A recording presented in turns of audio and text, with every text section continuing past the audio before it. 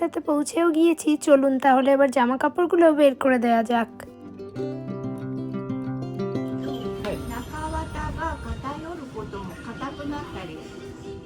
তো চলুন, এবার সমস্ত কিছু দেওয়া হয়ে গিয়েছে, এবার বাড়িতে যাই। আর বাড়িতে যেয়ে ভেবেছি আজকে আবার একটু বিরিয়ানি বানাবো। প্রায় সব কিছু গোছানোই হয়ে গিয়েছে, বাড়িতে যেয়ে শুধু দমটা বসিয়ে দেবো। এই যেই ননস্টিকের কড়াইটাতে মাংস রান্না করেছি সেটাতেই ভেবেছি যে আজকে দম দেবো, সেই জন্য মাংসটাই প্রথমে তুলে রাখলাম। তাহলে চলুন এবার লেয়ারগুলো করে নেওয়া যাক।